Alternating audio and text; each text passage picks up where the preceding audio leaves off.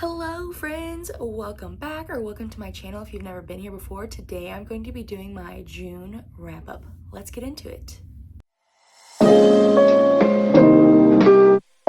Okay, for June as a whole, I read 21 books. 3 of those were physical books, 8 were audiobooks. All of the rest were ebooks or on my Kindle. So I think I had a really solid month. I did a lot of traveling, so I was able to get a lot read. I only had one arc, 2, so that I was able to do a lot of mood reading and get what I want.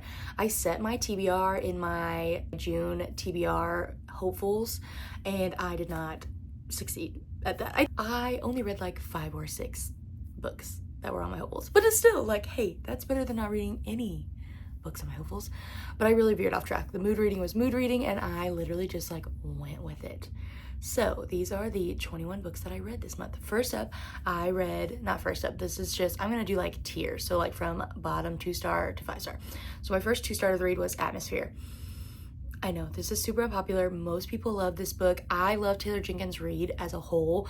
Like her books are always 4 or 5 stars, I feel, for me, but something about this just did not work for me. I really didn't feel like the writing felt like classical Taylor Jenkins Reid to me, which I feel like, again, this is just a me thing because I know a bunch of people say it's her masterpiece. I just know. I didn't connect with characters. I really didn't care about the storyline. I just was not invested at all. It was a total miss for me. My next 2-star was Kiss of the Basilisk. I went into this with the expectation that it was like mostly smut because that's what everyone had said. But even with that expectation, I feel like I didn't understand like just how much smut is in this. It's like 90% smut, 10% plot, but the 10% plot is so underdeveloped that it doesn't even feel like it's there. I also think this is the most annoying female main character I've ever read in my entire life. I could not stand her. I think the plot is really unique and would be really fun if it was better developed, and it has a lot of potential. It just was a total miss for me. Now for my 3 and 3.5 star reads, I read It's a Love Story by Annabelle Monaghan. Actually, I listened to this one. Her books have been a little hit or miss for me. Like it was like 4, 3.5, 5, and then this one, which was a 3. I think it's a solid romance book. I know like my best friend absolutely loved it. I've had a lot of people love it. For me, I just really wasn't connected to the characters at all, and the narration was really bad. I've listened to all the books on audio and they've been phenomenal, but this one was really like robotic and just like not for me at all. Then I started the This Summer I Turned Pretty trilogy because my little cousin was reading it and asked me to read it with her so we could watch the show together. So I read the first one. Actually, again, I listened to all of these on audio. They are like solid YA books. They're perfectly YA, everything about them. Belly is obviously super annoying, but she's a teenage girl. And if you remember yourself as a teenage girl or your friends who are teenage girls, they're annoying.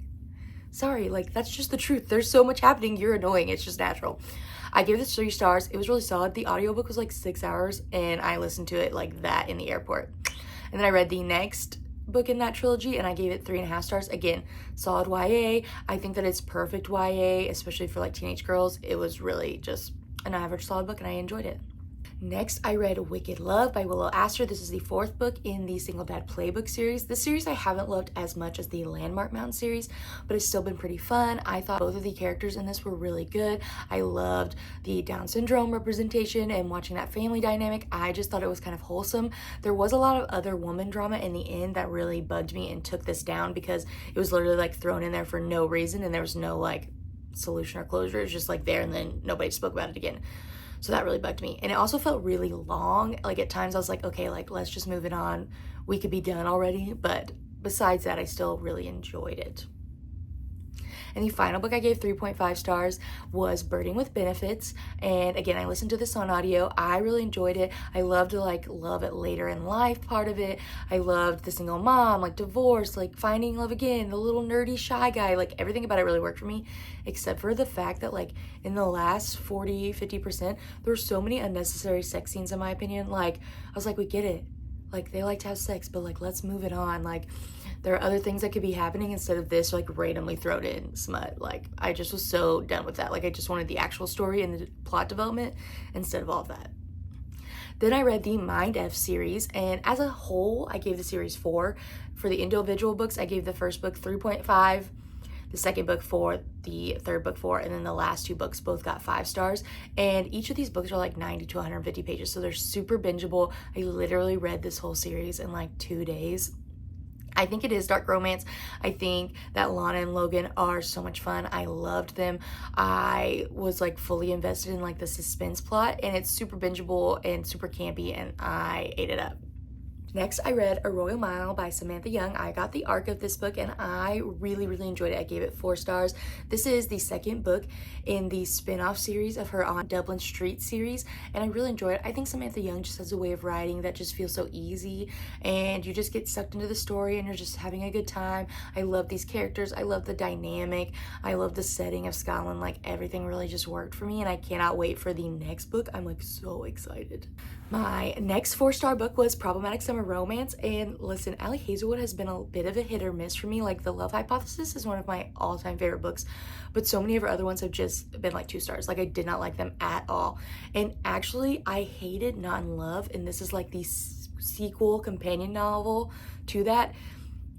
I did not like Rue or Eli at all in Not in Love, and I loved them as side characters in this book. I felt like they were fully developed. I loved seeing them. I love their dynamic. I love the friendship dynamic.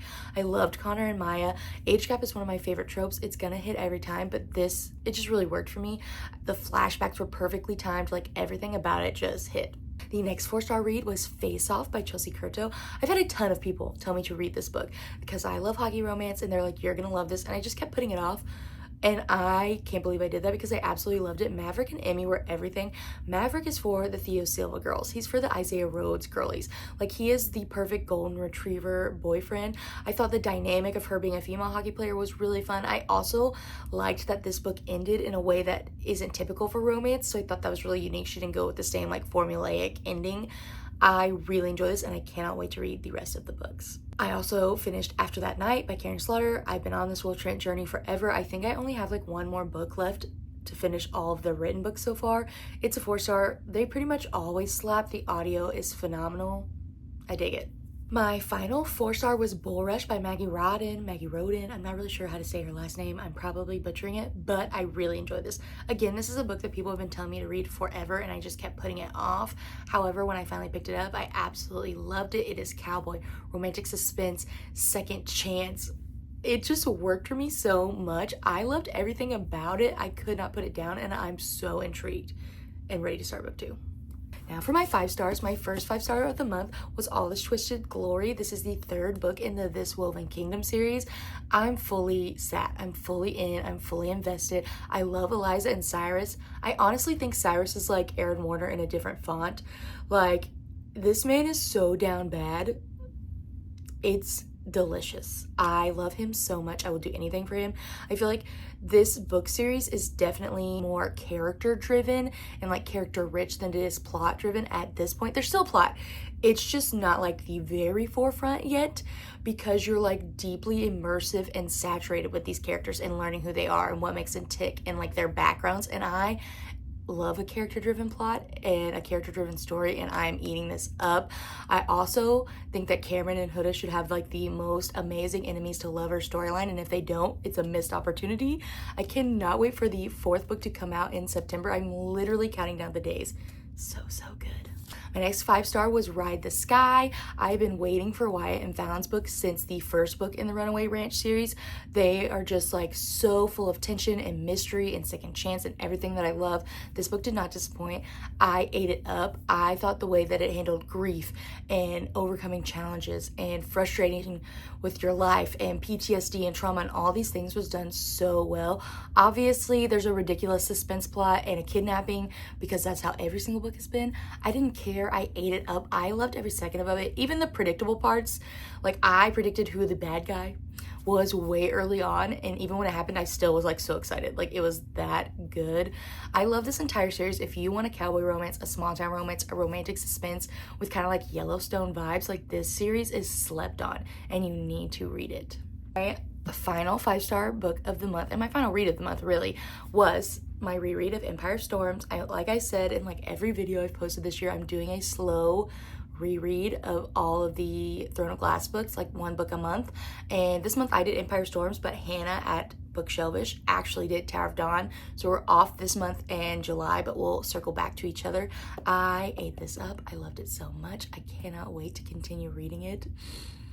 Like, this series is just my comfort series. I will probably reread it every year for the rest of my life.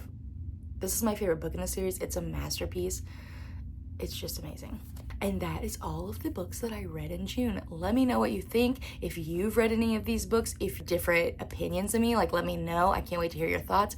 Don't forget to like, comment, and subscribe, and I will see you soon.